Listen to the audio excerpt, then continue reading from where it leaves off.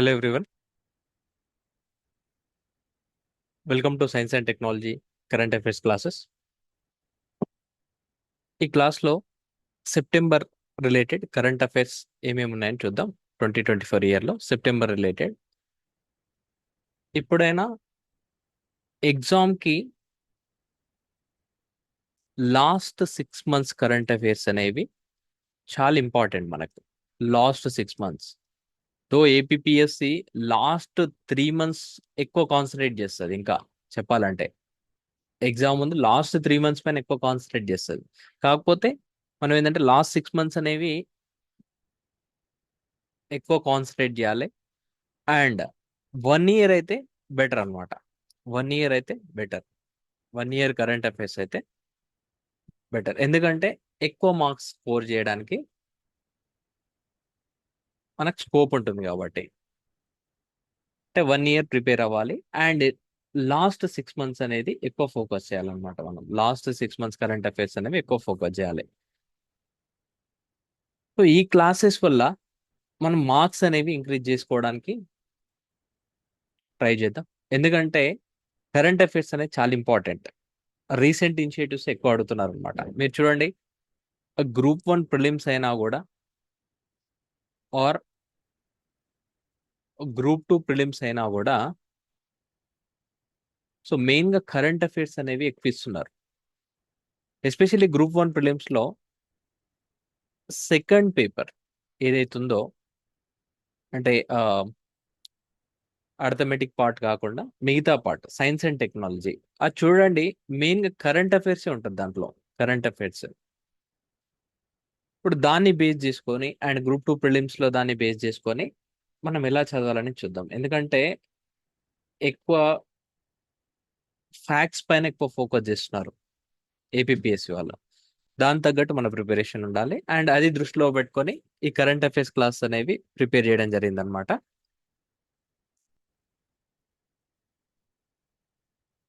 చూడండి, యాక్చువల్గా మనకి ఇంటర్నేషనల్ అఫైర్స్ అనేది లేదనమాట సిలబస్లో. కాకపోతే ఇండియా ఏదైతే ఇన్వాల్వ్ అయిందో, ఇండియా ఇన్వాల్వ్ అయింది చదువుకోవాలి. Especially science and technology related ఇనిషియేటివ్స్లో ఇండియా ఏదైనా పార్ట్ అయితే అవి చదవాలి. ఇంటర్నేషనల్ అఫైర్స్ లేదు కదా అని చెప్పి మనం నెగ్లెక్ట్ చేయకూడదు అనమాట. ఫర్ ఎగ్జాంపుల్ ఇక్కడ చూడండి,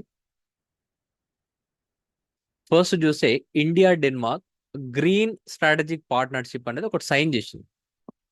అయితే యాక్చువల్గా ఈ గ్రీన్ స్ట్రాటజిక్ పార్ట్నర్షిప్ అనేది 2020లోనే సైన్ చేసిండ్రు. కాకపోతే దాని రిలేటెడ్ ఒకటి ఎంఓయు అనేది సైన్ చేసిన అనమాట. మెమోరాండమ్ ఆఫ్ అండర్స్టాండింగ్ అంటాం ఎంఓయు అంటే. was signed under Green Strategic Partnership to strengthen the India-Denmark's maritime relationships on September 17, 2024. September 17, 2024 రోజు ఇది సైన్ చేసిన అనమాట. డేట్స్ కూడా ఇంపార్టెంట్ మనకు. కొన్ని వాటిలో ఇంపార్టెంట్, కొన్ని దాంట్లో అవసరం లేదు. కాకపోతే ఈ మంత్ అనేది గుర్తుపెట్టుకోండి. ఈ గ్రీన్ స్ట్రాటజిక్ పార్ట్నర్షిప్ గురించి చూస్తే ఇది న్యూస్ లో ఉంది కాబట్టి, అంటే ఇక్కడ మారిటైమ్ రిలేషన్షిప్స్ ఉంది కాబట్టి దాని గురించి కాదు మనకు కావాల్సింది. మెయిన్గా ఏంటంటే ఈ గ్రీన్ స్ట్రాటజిక్ పార్ట్నర్షిప్ అనేది న్యూస్ లో వచ్చింది. ఇప్పుడు దాని మీద మనం ఫోకస్ చేయాలి. గ్రీన్ స్ట్రాటజిక్ పార్ట్నర్షిప్ అనేది 2020లో సైన్ చేసింది అనమాట. It expands economic relations and green growth, creates jobs and strengthens cooperation on addressing global challenges. Main ఏంటంటే ఎకనామిక్ రిలేషన్స్ ఒకటే కాదు, ఇక్కడ గ్రీన్ గ్రోత్ అంటే ఏంది? ఇక్కడ గ్రీన్ గ్రోత్ అంటే ఇప్పుడు for example solar energy, wind energy ఇలాంటివన్నీ ఎక్స్పాండ్ చేయడం అనమాట గ్రీన్ గ్రోత్ అంటే. అండ్ సస్టైనబుల్ డెవలప్మెంట్ అనమాట. దాని రిలేటెడ్ ఏవైతే ఉన్నాయో దాంట్లో డిఫరెంట్ ప్రాజెక్ట్స్ అనేవి టేకప్ చేయడం ఇలాంటివి అనమాట. అండ్ ఆ రిలేటెడ్ లోనే, ఆ ప్రాజెక్ట్స్ రిలేటెడ్ లోనే జాబ్స్ క్రియేట్ చేయడం కానీ అండ్ కోఆపరేషన్ అనేది స్ట్రెంథనింగ్ చేయడం. గ్లోబల్ ఛాలెంజెస్, మెయిన్గా గ్లోబల్ ఛాలెంజెస్ ఇప్పుడు ప్రజెంట్ ఏమున్నాయి? మెయిన్గా క్లైమేట్ చేంజ్ ఇలాంటివి అనమాట. ఈ జిఎస్పి యొక్క ఫోకస్ చూస్తే implementation of the Paris agreement and the UN sustainable development goals. చూడండి, ఇక్కడ ఈ గ్రీన్ స్ట్రాటజిక్ పార్ట్నర్షిప్ యొక్క మెయిన్ ఫోకస్ ఏంటంటే ప్యారిస్ అగ్రిమెంట్. కానీ ప్యారిస్ అగ్రిమెంట్ ఎప్పుడు సైన్ చేసిండ్రు? ఇది ఇంపార్టెంట్ మనకు మళ్ళీ. ఎందుకంటే ప్యారిస్ అగ్రిమెంట్ అనేది క్లైమేట్ చేంజ్ లో వస్తుంది కదా, క్లైమేట్ చేంజ్ రిలేటెడ్ సిఓపిస్ లో. ఇయర్ వచ్చేసి 2015 అనమాట సైన్ చేసింది. ప్యారిస్ అగ్రిమెంట్ అనేది ఫ్రాన్స్ లో జరిగింది కాబట్టి, ప్యారిస్ లో జరిగింది కాబట్టి ప్యారిస్ అగ్రిమెంట్ అంటున్నాం. ఇక్కడ COP21 కొన్ని ఇంపార్టెంట్ కాన్ఫరెన్సెస్ ఉంటాయి. COP21, COP26, COP28 రీసెంట్ గా జరిగింది. అండ్ ఎగ్జామ్ ముందు నవంబర్ లో మనకు మళ్ళీ COP29 జరుగుతుంది. COP29 అనేది ఎక్కడ జరుగుతుంది అనేది కింద కామెంట్ చేయండి. And UN sustainable development goals main focus అనమాట. Joint action plan on green strategic partnership 2021 to 2026 ఈ పార్ట్నర్షిప్ అనేది సైన్ చేసిన అనమాట. దాన్ని ఇంప్లిమెంట్ చేయాలని చెప్పి జాయింట్ యాక్షన్ ప్లాన్ అనమాట ఇది. It was also drawn up for furthering GSP. అంటే ఈ గ్రీన్ స్ట్రాటజిక్ పార్ట్నర్షిప్ అనేది ఇంకా స్ట్రెంథెన్ చేయడానికి ఈ ప్లాన్ అనేది యాక్షన్ ప్లాన్ అనేది తీసుకొచ్చింది. Under GSP, collaboration has expanded across key areas such as quality shipping, cooperation on port state control, maritime training and education. అంటే ఈ మారిటైమ్ రిలేషన్స్ పైన ఏదైతే MOU సైన్ చేసిన ఈ ఫీల్డ్స్ అనమాట. మనకి ఈ ఫీల్డ్స్ లో అవసరం లేదు, ఎందుకంటే ఎగ్జామినేషన్ పాయింట్ ఆఫ్ వ్యూ వస్తే మనకు సిలబస్ లేదు. కాకపోతే ఏంటంటే ఈ గ్రీన్ స్ట్రాటజిక్ పార్ట్నర్షిప్ అనేది ఏ కంట్రీస్ మధ్యలో ఉంది, అండ్ ఈవెన్ ఈ joint action plan and green strategic partnership అనేది డ్యూరేషన్ ఏంది, అండ్ దాని యొక్క మెయిన్ ఫోకస్ ఏంది, దీని గురించి మనం చదవాలన్నమాట.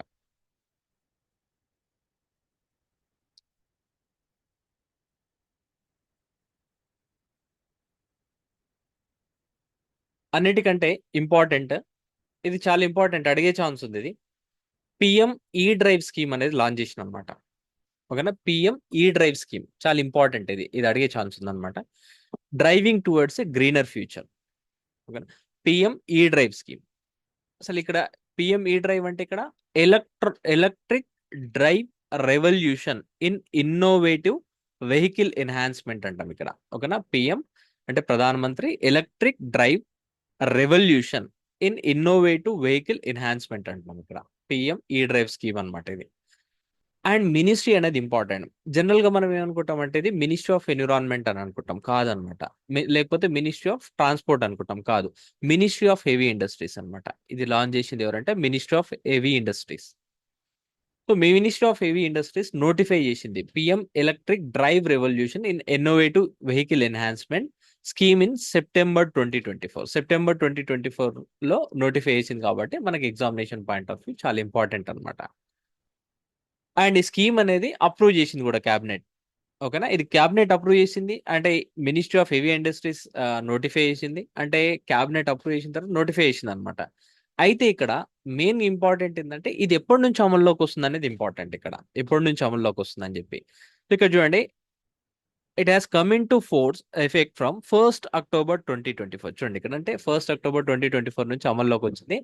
అండ్ ఎప్పటి వరకు ఫోర్స్ లో ఉంటుంది అనేది కూడా ఇంపార్టెంట్ అనమాట. ఎప్పటి వరకు దీని డ్యూరేషన్ వచ్చేసి March 31st, 2026 వరకు. అంటే 1st October 2024 నుంచి March 31st, 2026 వరకు అనమాట దీని యొక్క స్కీమ్ యొక్క డ్యూరేషన్. ఇలాంటివి ఇంపార్టెంట్ మనకి ఎగ్జామినేషన్ పాయింట్ ఆఫ్ వ్యూ. ఒకటి మినిస్ట్రీ అండ్ డ్యూరేషన్. నెక్స్ట్ దాని యొక్క ఫైనాన్షియల్ అవుట్లే. దాని యొక్క స్కీమ్ యొక్క ఫైనాన్షియల్ అవుట్లే చూస్తే 10,900 crores అనమాట. స్కీమ్ యొక్క ఫైనాన్షియల్ అవుట్లే వచ్చేసి 10,900 crores. Its primary aim is to accelerate the adoption of electric vehicles, establish charging infrastructure and build a robust EV manufacturing ecosystem in the country. ఇక్కడ చూడండి, fossil fuels తగ్గించాలంటున్నాం. Fossil fuel consumption అనేది, fossil fuels అంటే ఇప్పుడు petrol, diesel ఇలాంటివి చాలా ఎక్కువ consume చేస్తున్నాం. కార్స్ ఇలాంటివి పెరుగుతున్నాయి కదా, ప్రైవేట్ వెహికల్స్ పెరుగుతున్నాయి, ఫ్లీట్ అనేది పెరుగుతుంది. ఇప్పుడు ఫాజిల్ ఫ్యూయల్స్ అనేవి పెరుగుతున్నాయి అనమాట, కన్జంప్షన్ పెరుగుతుంది. అప్పుడు ఏమవుతుంది, కార్బన్ ఎమిషన్స్ పెరుగుతున్నాయి. ఈ కార్బన్ ఎమిషన్స్ అనేవి పెరగడం వల్ల ఏమవుతుంది, దీనివల్ల గ్లోబల్ వార్మింగ్ జరుగుతుంది. గ్లోబల్ వార్మింగ్ జరగడం వల్ల మళ్ళీ క్లైమేట్ చేంజ్ అనేది ఫర్దర్గా క్లైమేట్ చేంజ్ అనేది ఇంకా ఎక్కువ అవుతుంది. సో దానివల్ల ఎక్స్ట్రీమ్ వెదర్ ఈవెంట్స్ ఇవన్నీ జరుగుతూ ఉన్నాయి. అండ్ బయోడైవర్సిటీ లాస్ ఇవన్నీ కాన్సిక్వెన్సెస్ అనమాట. ఫర్దర్గా ఏమవుతుంది, మళ్ళీ హీట్ కండిషన్స్ ఇవన్నీ పెరగడం వల్ల మళ్ళీ ఏసీస్ ఇలాంటివి ఎక్కువ యూజ్ చేస్తాం. మళ్ళీ మనం హీటింగ్ కండిషన్స్ అంటే హీట్ పెరగడం వల్ల ఏసీస్ ఎక్కువ యూజ్ చేస్తుంటాం కూలింగ్ కోసం. మళ్ళీ ఏంటంటే ఇది ఒక సైకిల్ అనమాట, విషస్ సైకిల్. అయితే ఇక్కడ ఏంది మెయిన్ గా, ఈ కార్బన్ ఎమిషన్స్ ని తగ్గించాలంటే మనం ఏం చేస్తున్నామంటే మెయిన్ గా థర్మల్ పవర్ అనేది తగ్గించడం, అంటే కోల్ నుంచి జనరేట్ చేసే పవర్ తగ్గించి సోలార్, విండ్ ఇలాంటివి అడాప్ట్ చేసుకోవడం అనమాట. అండ్ ఇంకోటి వెహికల్స్ విషయంలో ఏంటంటే ఎలక్ట్రిక్ వెహికల్స్ అనేవి ఎక్కువ యూజ్ చేయడం. EV వెహికల్స్ అంటాం, ఎలక్ట్రిక్ వెహికల్స్ ఎక్కువ యూజ్ చేయడం. సో దట్ ఏంటంటే కార్బన్ ఎమిషన్స్ అనేవి తగ్గిపోతాయని. దానికోసం గవర్నమెంట్ ఏం చేస్తుందంటే స్కీమ్ అనేది తీసుకొచ్చింది అనమాట. యాక్చువల్లీ దీనికంటే ముందు ఫేమ్ స్కీమ్ అనేది ఒకటి ఉండే అనమాట. ఓకేనా, ఫేమ్ 1 అండ్ ఫేమ్ 2 అనేది. సో దాన్ని సబ్జ్యూమ్ చేసేసింది దీనిలోకి, పిఎం ఈ డ్రైవ్ స్కీమ్ లోకి సబ్జ్యూమ్ చేసేసింది అనమాట.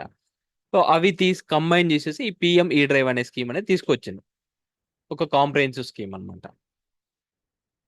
అయితే మెయిన్ ఏమైంది ఇక్కడ, accelerate the adoption of electric vehicles. Electric vehicles అనేవి ఎక్కువ అడాప్ట్ చేసుకోవాలి పీపుల్ అనేది, ఇండియన్స్ ఇక్కడ ఇండియన్స్ ఎక్కువ అడాప్ట్ చేసుకోవాలి, ఎలక్ట్రిక్ వెహికల్స్ వైపు మూవ్ అవ్వాలని చెప్పి. దానికోసం ఇప్పుడు అడాప్ట్ చేసుకోవాలంటే వాళ్ళకి ఏంటంటే మనం ఇంట్రెస్ట్ క్రియేట్ చేయాలి. ఇంట్రెస్ట్ ఎలా క్రియేట్ చేస్తాం, ఇన్సెంటివ్స్ ఇవ్వడం కానీ, ఓకేనా, ఇన్సెంటివ్స్ ఇవ్వడం కానీ, తక్కువ కాస్ట్కి అందించడం కానీ, బ్యాటరీ కానీ ఇలాంటి విషయంలో, వారంటీ విషయంలో ఇలాంటివన్నీ ఉంటాయి కదా.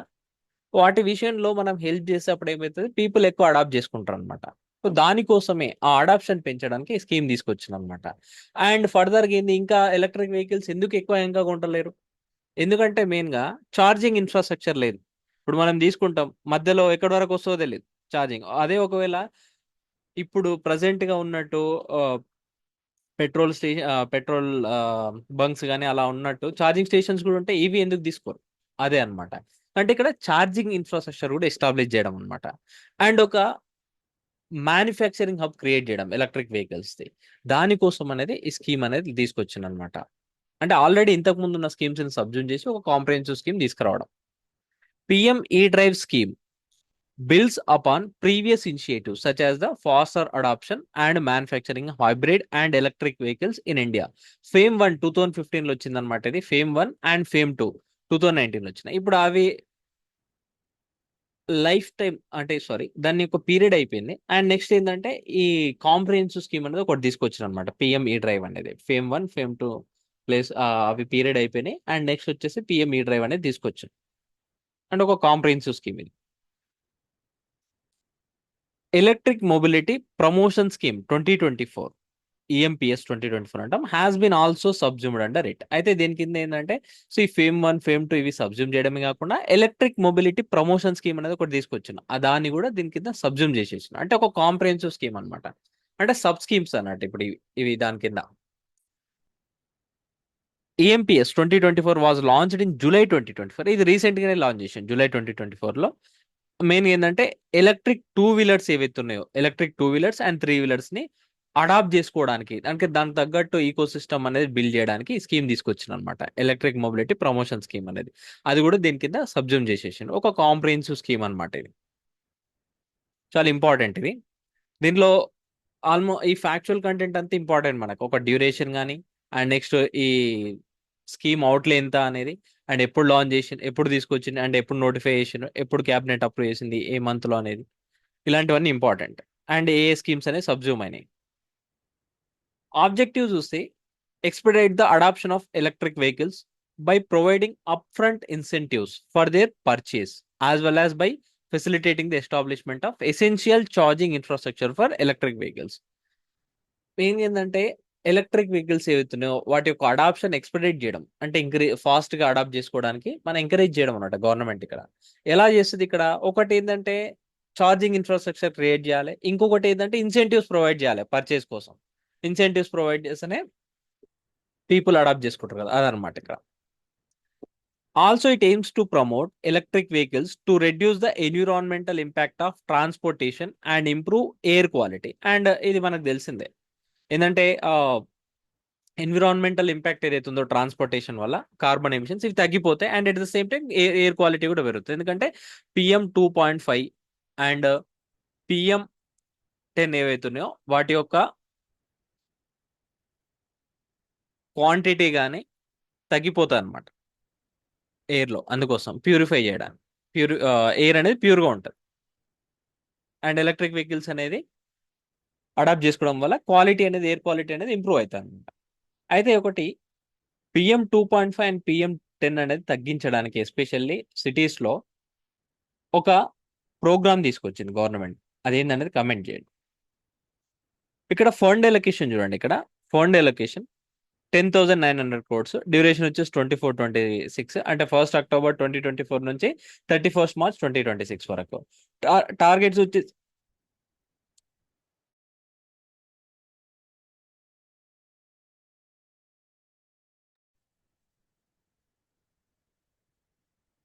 ఇక్కడ టార్గెట్స్ వచ్చేసి చూడండి, support electric 2 wheelers, 3 wheelers and electric buses అనమాట, వాటిని సపోర్ట్ చేయడం. మెయిన్ గా చూడండి, installation of 22,100 fast chargers for electric 4 wheelers, 1,800 fast charges for electric buses and 48,400 fast charges for electric 2 wheelers or 3 wheelers. గుర్తుపెట్టుకోండి, ఈ ఫిగర్స్ అనేవి చాలా ఇంపార్టెంట్ అనమాట. సో 22,100 ఒకటి ఎలక్ట్రిక్ 4 వీలర్స్ కి, అంటే కార్స్ వీటికి, అండ్ 1,800 ఏంటంటే బస్సెస్ కి అనమాట. ఓకేనా. అండ్ 48,400 ఏదానికి ఫాస్ట్ చార్జెస్ ఏదానికంటే ఈ 2 వీలర్స్ అండ్ 3 వీలర్స్. ఇంకోటి ఫాస్ట్ చార్జెస్ అనేది ఎందుకంటున్నాం, ఇది కూడా ఒక రీజన్ అనమాట. ఇప్పుడు ఛార్జింగ్ చేయడానికి ఎలక్ట్రిక్ వెహికల్ అనేది 2-3 అవర్స్ పడుతుంది. ఒకవేళ నైట్ అనేది మనం ఆన్ చేసి మార్నింగ్ తీసుకోలేదంటే ప్రాబ్లం లేదు, కానీ మనం లాంగ్ డిస్టెన్సెస్ అంటే ప్రాబ్లం కదా, అందుకోసం ఈ ఫాస్ట్ చార్జెస్ అనేవి ఇన్స్టాల్ చేయడం అనమాట. అండ్ నోడల్ మినిస్ట్రీ వచ్చేసి ఇందాకే చూసాం కదా, మినిస్ట్రీ ఆఫ్ హెవీ ఇండస్ట్రీస్. చాలా ఇంపార్టెంట్, ఇలాంటివి మనం కన్ఫ్యూజ్ అవుతుంటాం అనమాట. మినిస్ట్రీ ఆఫ్ హెవీ ఇండస్ట్రీస్, ఇక్కడ మినిస్ట్రీ ఆఫ్ ట్రాన్స్పోర్ట్ కాదు, మినిస్ట్రీ ఆఫ్ సారీ ఎన్విరాన్మెంట్ కూడా కాదనమాట. And project implementation and sanctioning committee ఉంటుంది ఒకటి, అండ్ ఇంటర్ మినిస్ట్రీరియల్ కమిటీ అనమాట. డిఫరెంట్ మినిస్ట్రీస్ కి సంబంధించిన వాళ్ళు ఉంటారు ఇక్కడ. Empowered committee headed by secretary, heavy industries యొక్క సెక్రటరీ ఉంటారు అనమాట ఇక్కడ, దీని యొక్క హెడ్ అనమాట. Is constituted for overall monitoring, sanctioning and implementation. Main ఏంటంటే ఇంప్లిమెంటేషన్ కోసం, మానిటరింగ్ కోసం, శాంక్షనింగ్ కోసం ఈ కమిటీ అనేది సపరేట్ కాన్స్టిట్యూట్ చేస్తారు. శాంక్షనింగ్ అంటే ప్రాజెక్ట్స్ అనమాట. అంటే ఇప్పుడు ప్రైవేట్ ప్లేయర్స్ ఎవరైతే ఉంటారో ఒక మ్యానుఫ్యాక్చరింగ్ హబ్ అనేది క్రియేట్ చేయడం కానీ దానికోసం. సో ఇక్కడ చూడండి, categories of vehicles eligible for demand incentive, దీని కింద చూస్తే టూ 2 to 3 2 వీలర్స్ కానీ, ఎలక్ట్రిక్ 2 వీలర్స్, 3 వీలర్స్ అనమాట, ఇంక్లూడింగ్ రిజిస్టర్డ్ ఈ రిక్షాస్ కానీ, ఈ కార్డ్స్ కానీ, అండ్ ఇవన్నీ అనమాట. ఈ 3 వీలర్స్ అన్నీ ఉంటాయి. అండ్ నెక్స్ట్ ఈ అంబులెన్సెస్ కూడా ఎలిజిబుల్, ఎలక్ట్రిక్ కానీ, plug in, hybrid and strong hybrid mode, different modes అనమాట ఇవి ఎలక్ట్రిక్ వెహికల్స్ లో. అండ్ ఈ trucks and other new emerging EV categories అవన్నీ వస్తాయి దీని కింద. To qualify for the incentives, vehicles must be registered as motor vehicles. ఇది చాలా important point. Motor vehicles category కింద రిజిస్టర్ అయి ఉండాలి అది. ఓకేనా. మోటార్ వెహికల్స్ కేటగిరీ అనేది ఉంటుంది, సెంట్రల్ మోటార్ వెహికల్ రూల్స్ కింద మోటార్ వెహికల్స్ కేటగిరీ కింద రిజిస్టర్ అయి ఉండాలి ఆ వెహికల్ అనేది, అప్పుడే దీనికి ఎలిజిబుల్ అనమాట ఇన్సెంటివ్స్ కి. Equipped with advanced battery technology and fulfil other criteria as prescribed under scheme. And different criteria ఏదైతే ప్రిస్క్రైబ్ చేస్తే దాన్ని కూడా ఫుల్ఫిల్ చేయాలి, అప్పుడే ఇన్సెంటివ్స్ వస్తాయి. అంటే ప్రతి దానికి రాదనమాట, ఆ క్రైటీరియా ఫుల్ఫిల్ చేస్తేనే వాళ్ళకి ఇన్సెంటివ్స్ అందజేస్తారు అనమాట. సో ఇక్కడ చూడండి, PM E drive scheme eligible categories వచ్చేసి electric 2 wheelers and electric 3 wheelers, including registered ఈ రిక్షాస్ అండ్ ఈ కార్డ్స్ అండ్ L5, ఈ అంబులెన్సెస్, ఎలక్ట్రిక్ అంబులెన్సెస్, ఈ ట్రక్స్ కానీ, ఈ బస్సెస్ కానీ, charging infra, upgradation of testing agencies, ఇవన్నీ దీని కింద ఉంటాయన్నమాట.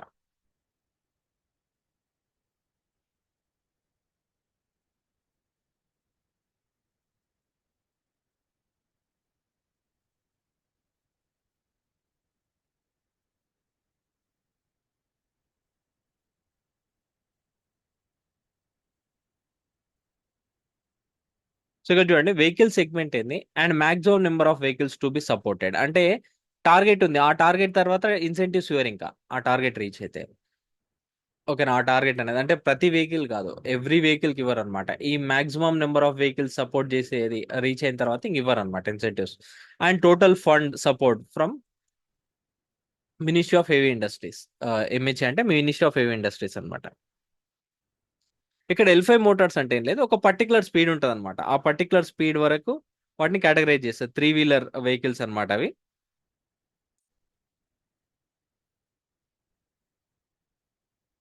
ఇంజిన్ కెపాసిటీ అండ్ స్పీడ్ ని బట్టి. ఇక్కడ చూడండి, వెహికల్ సెగ్మెంట్ వచ్చేసి electric 2 wheelers and maximum number of vehicles ఎంతవరకు సపోర్ట్ చేస్తారంటే 24,79,120. గుర్తుపెట్టుకోండి, నెంబర్ అనేది ఇంపార్టెంట్ ఇక్కడ.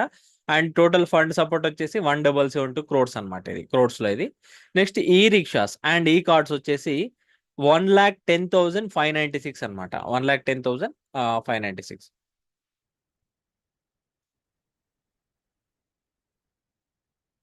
192 క్రోడ్స్ అనమాట దీనికి. అండ్ నెక్స్ట్ ఈ 3 వీలర్స్ అండ్ L5 కూడా 2,05,392 715 crores అనమాట ఇది. నెక్స్ట్ ఈ ambulances to be notified separately అనమాట, సపరేట్ గా మళ్ళీ తీసుకొస్తారు దీనికోసం 500 crores దీనికి అలొకేషన్. ఈ ట్రక్స్ కూడా అండ్ 500 దీనికి కూడా, ఇది కూడా సపరేట్ నోటిఫై చేస్తారు. నెక్స్ట్ ఈ బస్సెస్ చూడండి, ఈ బస్సెస్కి వచ్చేసి మాక్సిమం ఎన్ని కవర్ చేస్తారంటే 14,028 అనమాట. 14,028 బస్సెస్ వరకు సపోర్ట్ ఇస్తారు ఇక్కడ. అండ్ 4,391 crores అనమాట సపోర్ట్ వచ్చేసి. నెక్స్ట్ ఎలక్ట్రిక్ వెహికల్ పీసీస్ 72,300 అనమాట ఇవి. అండ్ నెక్స్ట్ 2,000 crores అనేది దీనికి అలొకేట్ చేసిన. టెస్టింగ్ ఏజెన్సీస్ అప్గ్రేడేషన్ కోసం 780 crores. And next administration expenses అనమాట ఇవి 50 crores అనమాట. ఇది మనకు టోటల్ ఫండ్ అలొకేషన్ వచ్చేసి 10,900 crores అనమాట ఇక్కడ. 10,900 crores టోటల్ వచ్చేసి మాక్సిమం నెంబర్ ఆఫ్ వెహికల్స్ వచ్చేసి 28,81,436 వెహికల్స్ కి సపోర్ట్ చేస్తారనమాట ఇక్కడ. ఈ దాని కింద 28,81,436.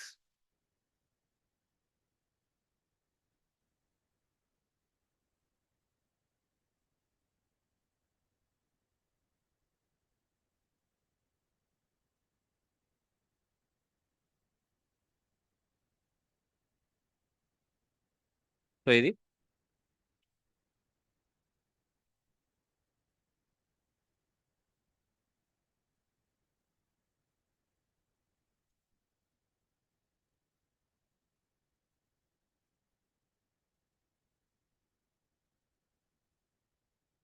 ఓకే. సో ఓకే, ఇక్కడ ఈవీపీసీఎస్ అంటే ఏం లేదు, పబ్లిక్ ఛార్జింగ్ స్టేషన్ అనమాట ఇది. Public charging station. So eligible categories చూస్తే ఇందాక డిస్కస్ చేసిందే డీటెయిల్ ఇక్కడ. 2 వీలర్స్ వచ్చేసి అప్రాక్సిమేట్లీ 24,79,000 ఎలక్ట్రిక్ 2 వీలర్స్ అనమాట. And only electric 2 wheelers equipped with advanced batteries are eligible for this incentive అనమాట. ఇక్కడ చూడండి, ఎలక్ట్రిక్ 2 వీలర్స్ ఏవైతే అడ్వాన్స్డ్ బ్యాటరీస్ ఉంటాయో అవి మాత్రం ఎలిజిబుల్ అనమాట ఈ ఇన్సెంటివ్ కి. Both commercially registered and privately owned electric 2 wheelers can benefit from the scheme. ఇక్కడ కమర్షియల్లీ రిజిస్టర్డ్ కానీ అండ్ ప్రైవేట్లీ ఓన్డ్ రెండు ఎలిజిబుల్ అనమాట. కమర్షియల్లీ రిజిస్టర్డ్ అంటే కొన్ని కమర్షియల్ ఆపరేషన్స్ కోసం అక్వైర్ చేసుకుంటారు కదా, అలాంటివి అనమాట. అండ్ ప్యాసింజర్ వెహికల్స్ కాకుండా. Next 3 wheelers initiative is design to incentivise around 3.2 lakh electric vehicles. Exact figure వచ్చేసి ఇది అనమాట. ఎగ్జాక్ట్ ఫిగర్ వచ్చేసి ఇది. ఓకేనా, 3 wheelers covering registered e-rickshaws or e-carts or L5 category vehicles. Only those electric 3 wheelers with advanced battery technology are qualified for the demand. So ఇక్కడ కూడా సేమే అనమాట. ఏదైతే అడ్వాన్స్డ్ బ్యాటరీ టెక్నాలజీ ఉందో అవి మాత్రమే ఎలిజిబుల్ అనమాట. The scheme is solely applicable to e electric 3 wheelers used for commercial purposes. ఇదేంటంటే ఓన్లీ ఎలక్ట్రిక్ 3 వీలర్స్ ఏవైతున్నాయో వాటి కమర్షియల్ పర్పసెస్ కోసం యూజ్ చేసేవి మాత్రమే ఇవి. నెక్స్ట్ ఈ అంబులెన్స్ బడ్జెట్ వచ్చేసి 500 crores. అండ్ ఇందాక చూసాం కదా, సో ఎన్ని ఈ అంబులెన్సెస్ ప్రొవైడ్ చేస్తారంటే సపరేట్ గా నోటిఫై చేస్తారు. అండ్ ఈవెన్ ఈ ట్రక్స్ కూడా అంతే అనమాట. అందుకే ఇక్కడ నెంబర్ ఇవ్వలేదు మనకి ఇక్కడ. అదే రీజన్ ఇక్కడ. ఇది new government initiative to encourage the use of e ambulances for comfortable patient transport కోసం ఇది కొత్తగా తీసుకొచ్చింది అనమాట government. Performance and safety standards to be established in collaboration with the ministry of health and family welfare, ministry of road transport and highways and other relevant stakeholders. ఇక్కడ performance and safety standards ఏవైతున్నాయో అది only ministry of heavy industries అనేది set up చేయదన్నమాట. And collaboration తో setup చేస్తుంది ఈ performance and safety standards. ఏ ministries అంటే ministry of health and family welfare and ministry of road transport and highways అనమాట. And other relevant stakeholders అందరు combined గా పర్ఫార్మెన్స్ అండ్ సేఫ్టీ స్టాండర్డ్స్ అనేవి design చేస్తారు దానికి తగ్గట్టు.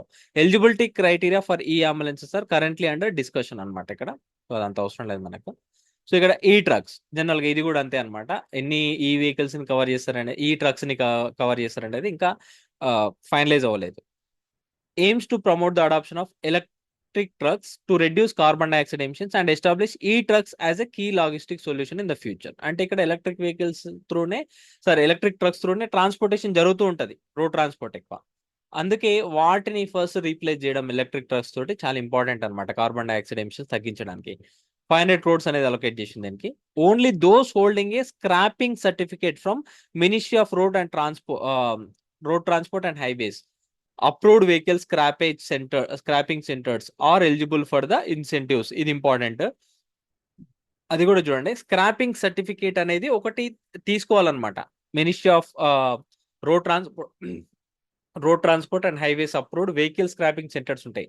వాటితో తీసుకున్న స్క్రాపింగ్ సర్టిఫికేట్ మాత్రం ఆ వెహికల్స్ మాత్రమే ఎలిజిబుల్ అనమాట ఇన్సెంటివ్స్ కి.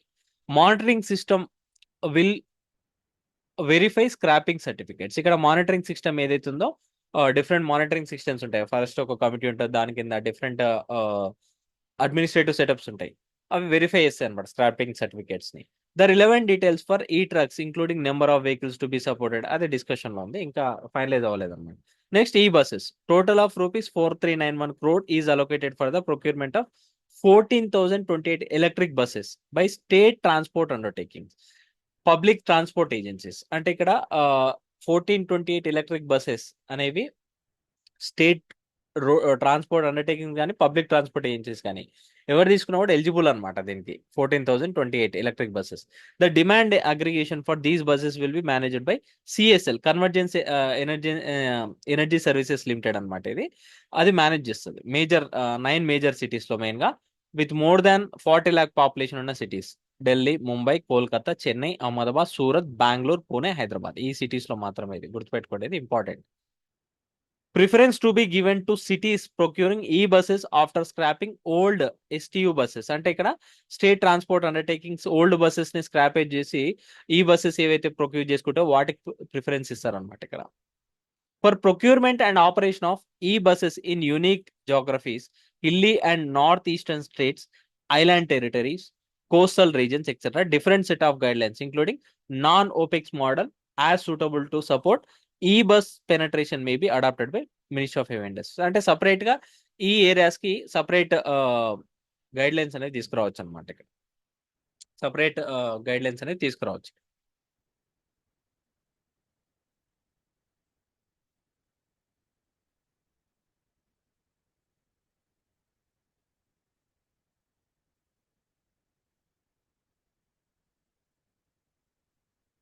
ఓకే, సో ఇక్కడ different set of guide lines అనేది తీసుకుంటారు. ఇక్కడ నాన్ ఓపెక్స్ అంటే, ఇక్కడ ఓపెక్స్ అంటే ఏం లేదు, ఇక్కడ ఆపరేషనల్ ఎక్స్పెండిచర్ మోడల్ అంటుంది దాన్ని. అది డిఫరెంట్ సెట్ ఆఫ్ మోడల్స్, అవి అంత అవసరం లేదు మనకి, కానీ జస్ట్ గుర్తుపెట్టుకోండి ఇక్కడ కాంపోనెంట్స్ ఇంపార్టెంట్.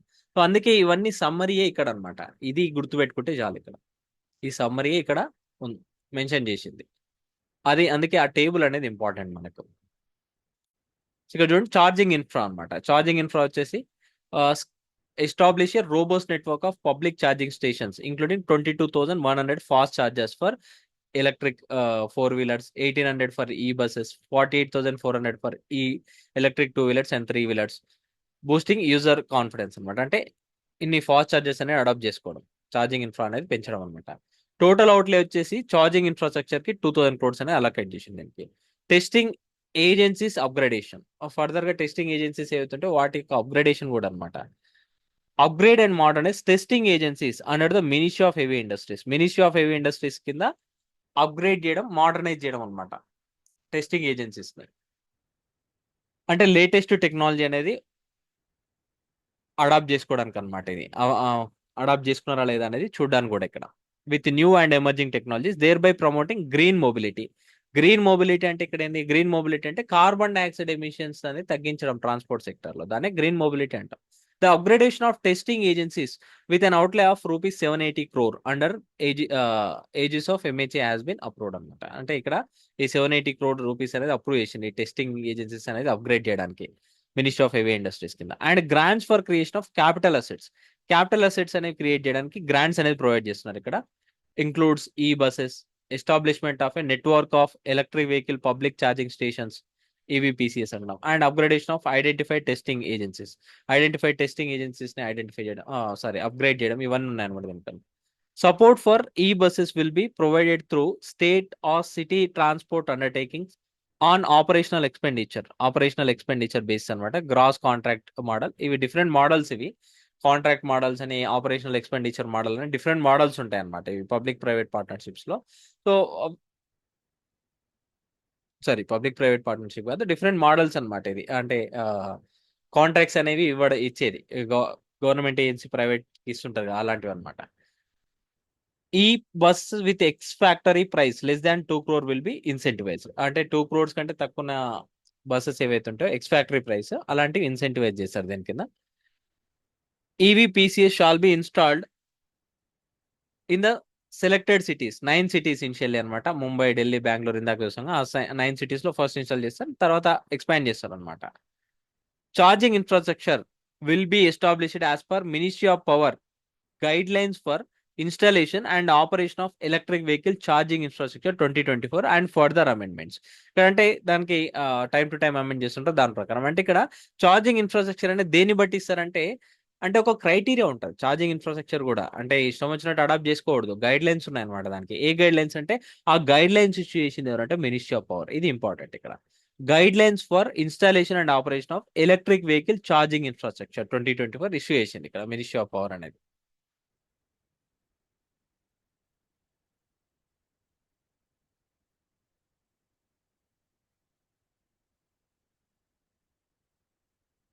సో అది ఈ స్కీమ్ గురించి ఇంపార్టెంట్. ఆ స్కీమ్ గురించి అడిగే ఛాన్స్ ఉంది మనకు. సో అందుకే కేర్ఫుల్ గా ఆ ఫ్యాక్ట్స్ అనేవి గుర్తుపెట్టుకోండి. ఈ ఫ్యాక్ట్స్ అనేవి చాలా ఇంపార్టెంట్ మనకు. అంటే స్కీమ్ అవుట్లే ఎంత, డ్యూరేషన్ ఎంత, మినిస్ట్రీ ఎవరు, అండ్ ప్రతి ఒక్క సెగ్మెంట్ లో ఎన్ని నెంబర్ ఆఫ్ వెహికల్స్ ని కవర్ చేస్తుంది మాక్సిమం. ఇది ఇంపార్టెంట్ అనమాట ఈ స్కీమ్ లో.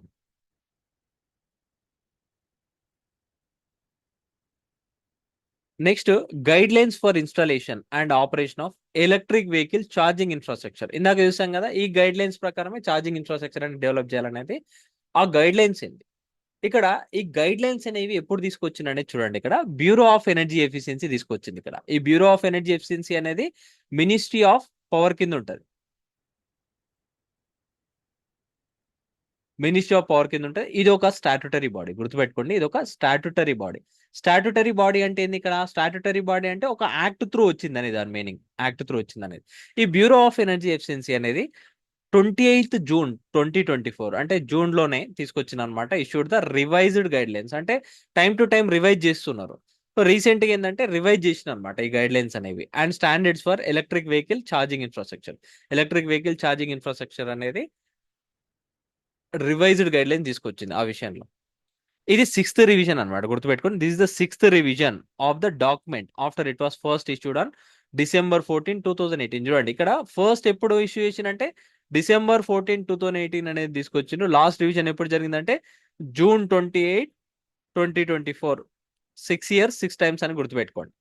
6 years 6 times అనేది అలా గుర్తుపెట్టుకోండి, జస్ట్ ఒక ఐడియా కోసం. 6th రివిజన్ అనమాట, ఎందుకంటే డైరెక్ట్ మనకు స్టేట్మెంట్ రూపంలో ఇవ్వచ్చు అనమాట. which now has consolidated guidelines for installation and operation of electric vehicle charging infrastructure. అంటే ఇంతకు ముందు ఉన్న గైడ్ లైన్స్ మొత్తం రివైజ్ చేసి కన్సాలిడేట్ చేసిన అనమాట. అంటే ఛార్జింగ్ ఇన్ఫ్రాస్ట్రక్చర్ అనేది ఇన్స్టాలేషన్ విషయంలో, ఆపరేషన్ విషయంలో ఎలక్ట్రిక్ వెహికల్స్ సంబంధించింది వాటిని కన్సాలిడేట్ చేసి ఒక హోలిస్టిక్ గైడ్ లైన్స్ తీసుకొచ్చింది అనమాట. ఆబ్జెక్టివ్ ఏంది, సింపుల్ అనమాట, సేమ్. ఏంటంటే వీటి యొక్క ఆబ్జెక్టివ్ ఏంటంటే ఎలక్ట్రిక్ వెహికల్స్ అడాప్షన్ అనేది ఇంక్రీజ్ చేయడం. ఇప్పుడు ఛార్జింగ్ ఇన్ఫ్రాస్ట్రక్చర్ ఉంటే మనలో ఆ ఫియర్ ఉండదు కదా, వెహికల్ ఎంత ఎప్పుడు ఎక్కడైనా మనం ఛార్జింగ్ పెట్టుకోవచ్చు అనేది. And at the same time charging time కూడా తగ్గించడం, అది కూడా అనమాట. To drive EV adoption by making charging station safe, reliable and accessible. Safe ఉండాలి, అండ్ రిలయబుల్గా ఉండాలి, అండ్ యాక్సెసిబుల్గా ఉండాలి అనమాట. అంటే మెయిన్గా హైవేస్ ఇక్కడ అడాప్ట్ చేస్తారు, ఫస్ట్ ఇన్స్టాల్ చేస్తారు.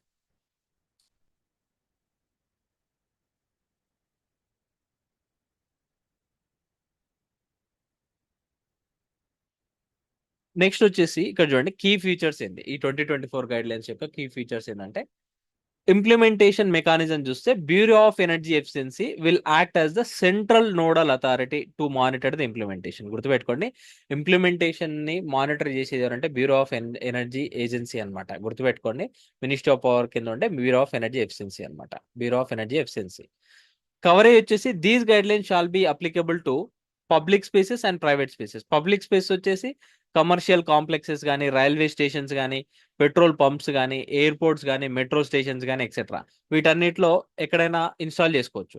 నెక్స్ట్ ప్రైవేట్ స్పేసెస్లో కూడా ఎక్కడంటే ఆఫీస్ బిల్డింగ్స్ కానీ, ఎడ్యుకేషన్ ఇన్స్టిట్యూషన్స్ కానీ, హాస్పిటల్స్ కానీ ఎక్కడైనా కూడా ఇన్స్టాల్ చేసుకోవచ్చు అనమాట.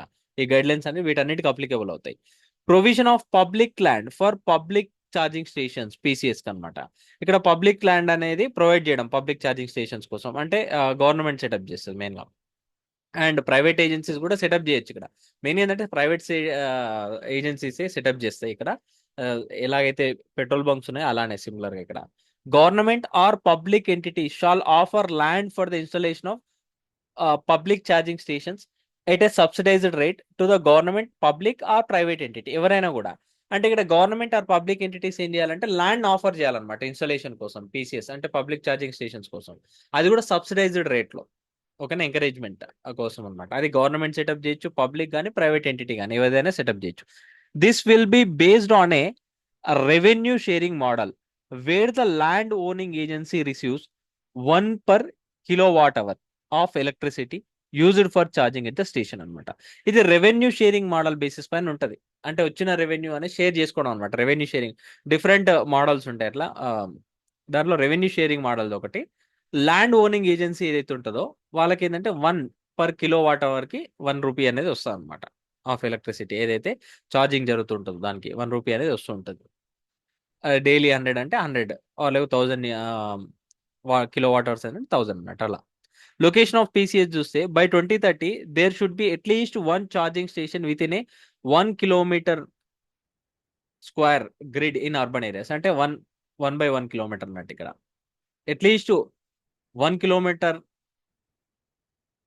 1 స్క్వేర్ కిలోమీటర్లో 1 ఛార్జింగ్ స్టేషన్ అనేది ఉండేటట్టు చూడడం అనమాట బై 2030. అది ఇంపార్టెంట్. ఎందుకంటే సేమ్ ఇప్పుడు ఎలాగైతే పెట్రోల్ బంక్స్ ఇలాంటివి ఉన్నాయో సేమ్ అలానే క్రియేట్ చేయడం అనమాట.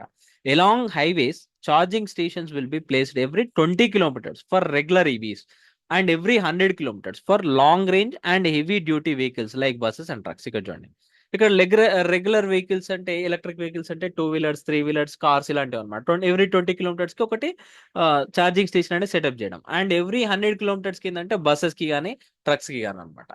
నెక్స్ట్ సెంట్రలైజ్డ్ ప్లాట్ఫామ్ ఒకటి క్రియేట్ చేస్తున్నాం. బ్యూరో ఆఫ్ ఎనర్జీ ఎఫిషియన్సీ ఏం చేస్తుందంటే in collaboration with state nodal agencies తోటి ఒక నేషనల్ డేటాబేస్ అనేది మెయింటైన్ చేస్తాను అనమాట. Public charging stations nation wide ఏమేమి ఉన్నాయో, సో దట్ మనకు తెలుస్తుంది కదా ఎక్కడెక్కడ ఉన్నాయనేది తెలుస్తున్నాయి కదా, దాన్ని బట్టి మనం ప్లాన్ చేసుకుంటాం ట్రావెలింగ్ అనేది.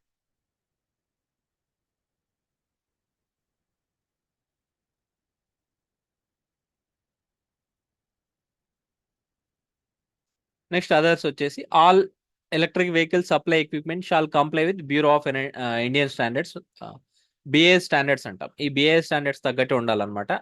ఏదైతే ఎక్విప్మెంట్ యూజ్ చేస్తున్నారో ఎలక్ట్రిక్ వెహికల్స్లో అదంతా, ఈవెన్ బ్యాటరీస్లో అన్నిట్లో అనమాట. Tariffs will be lower during solar hours promoting the use of renewable energy for EV charging. ఇక్కడ ఏంటంటే సోలార్ అవర్స్ అంటే డే టైంలో సన్లైట్ ఎక్కువ ఉండి సోలార్ ఎనర్జీ అనేది ప్రొడ్యూస్ చేసుకొని ఎలక్ట్రిక్ వెహికల్ ఛార్జింగ్ అనేది సపోర్ట్ చేసి అలాంటి టారిఫ్స్ అనేవి లో ఉంటాయి అనమాట. And also the cost of electricity at charging stations will not exceed the average cost of supply until March 2028. ఇక్కడ చూడండి, March 2028 వరకు ఇది గవర్నమెంట్ ఫిక్స్ చేసింది అనమాట. అంటే యావరేజ్ కాస్ట్ ఆఫ్ సప్లై కంటే ఎక్సీడ్ అవ్వకూడదు అని చెప్పి కాస్ట్ ఆఫ్ ఎలక్ట్రిసిటీ అనేది ఛార్జింగ్ స్టేషన్స్లో. అంటే ఇక్కడ ఛార్జింగ్ పెట్టుకోవడానికి ఛార్జ్ చేస్తారు కదా, అదనమాట. ఇక్కడ వెహికల్స్ పైన ఛార్జ్ చేస్తారు కదా, అదే అన్నట్టు ఇక్కడ. ఎందుకంటే ఫ్రీ కాదు కదా, అది మెయిన్గా ఇక్కడ. అదే హోమ్లో అయితే ఫ్రీగా పెట్టుకోవచ్చు.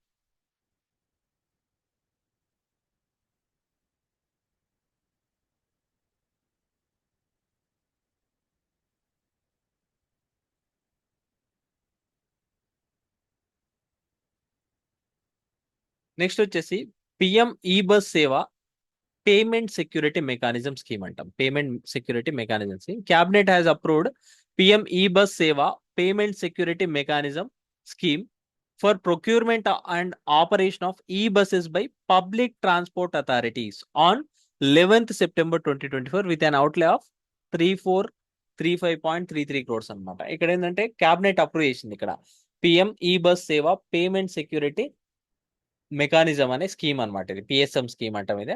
మెయిన్ ఏంటంటే ప్రొక్యూర్ చేయడానికి, ఆపరేట్ చేయడానికి ఎలక్ట్రిక్ బస్సెస్ అనేవి, అంటే పబ్లిక్ ట్రాన్స్పోర్ట్ అథారిటీస్ ఉంటాయి కదా, ఇప్పుడు ఏంది ఏపీఎస్ఆర్టీసీ ఉంది అలాంటివి అనమాట. ఏపీఎస్ఆర్టీసీ అనేది పబ్లిక్ ట్రాన్స్పోర్ట్ అథారిటీ. వాళ్ళు ఏంటంటే ప్రొక్యూర్ చేసుకోవచ్చు ఎలక్ట్రిక్ వెహికల్స్ అనేవి ప్రైవేట్ ప్లేయర్స్ తోటి, అంటే ప్రైవేట్ కంపెనీస్ తోటి. అయితే దానికోసం ఏంటంటే 3435.33 crore తోటి, అంటే 3435 crores తోటి ఈ స్కీమ్ తీసుకొచ్చాను. ఎందుకంటే ఇక్కడ చూడండి, more number of electric buses అని ప్రొక్యూర్ చేసుకోవడానికి అనమాట. అంటే 38,000 ఈ బస్సెస్ ఫ్రమ్ 24-25 టు 28-29 ఈ డ్యూరేషన్ లో 38,000 ఈ బస్సెస్ అని ప్రొక్యూర్ చేసుకోవడానికి, అంటే ఇన్సెంటివ్స్ ఇస్తున్నారు ఇక్కడ పబ్లిక్ ట్రాన్స్పోర్ట్ అథారిటీస్ కి. ఇన్సెంటివ్ అనమాట ఇది. వాళ్ళు ఎలక్ట్రిక్ వెహికల్స్ అనేవి ప్రొక్యూర్ చేసుకుంటే బస్సెస్ అనేవి వాళ్ళకి ఇన్సెంటివ్స్ వచ్చినట్టు ఇక్కడ. Operation of such buses will be supported for a period of up to 12 years from the date of deployment. ఇక్కడ ఏంటంటే డేట్ ఆఫ్ డిప్లాయ్మెంట్ నుంచి 12 years వరకు సపోర్ట్ చేస్తారనమాట. ఇక్కడ 12 years వరకు డ్యూరేషన్ వరకు, అంటే ఆ 12 years వరకు ఆ ఎలక్ట్రిక్ వెహికల్ బస్సెస్ అనేవి వాళ్ళు రన్ చేసుకోవచ్చు. Public private partnership on gross contract model అనమాట, జీసీసీ మోడల్ అంటాం ఇది. Public transport authorities are not required to pay the upfront cost of the bus. అంటే upfront of the cost అంటే manufacturing companies కి cost అనేది pay చేయాల్సిన అవసరం లేదు. అప్ ఫ్రంట్ కాస్ట్ అంటాం ఇది.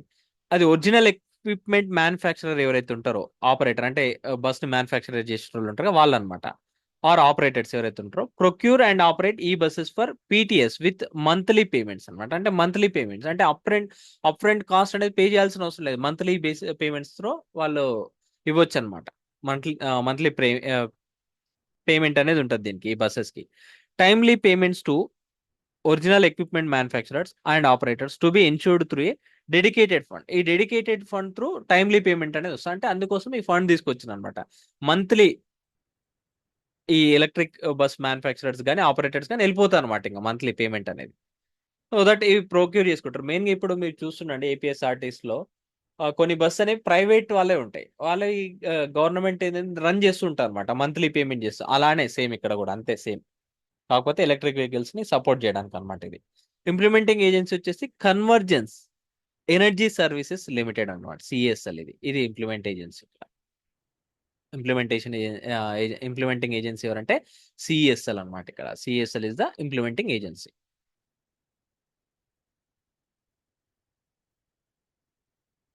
అండ్ ఇంకొకటి చాలా ఇంపార్టెంట్ ఇది, డెఫినెట్లీ వచ్చే ఛాన్స్ ఉంది ఇది. Arihant class submarine INS Arighat commission into Indian Navy అనమాట. ఇక్కడ సెకండ్ అరిహంత్ క్లాస్ సబ్మెరీన్ అనేది ఇండియన్ నేవీ ఇండక్ట్ చేసేసుకుంది, కమిషనింగ్ అయిపోయింది అనమాట ఇది. యాక్చువల్గా ఇక్కడ డిఫరెంట్ ఫేజెస్ ఉంటాయి. ఒకటి ఏంటంటే లాంచ్ చేయడం, ఒకటి ఉంటుంది సబ్మెరీన్ లాంచ్ చేయడం అనేది. లాంచ్ చేయడం అంటే ఏంటంటే ఫస్ట్ దాన్ని సీ ట్రయల్స్ చేస్తారు. అవన్నీ ట్రయల్స్ చేసిన తర్వాత ఫైనల్ గా రెడీ ఉందంటే దాన్ని ఏ మిలిటరీ కానీ ఇచ్చేస్తారు అనమాట. Military segment, for example air force కానీ, నావిక్ కానీ, ఆర్మీకి కానీ ఎవరికైనా ఇవ్వచ్చు. ఇక్కడ సబ్మెరీన్ అనేది ఎవరికి, నావిక్ కదా. సో నావిక్ అనేది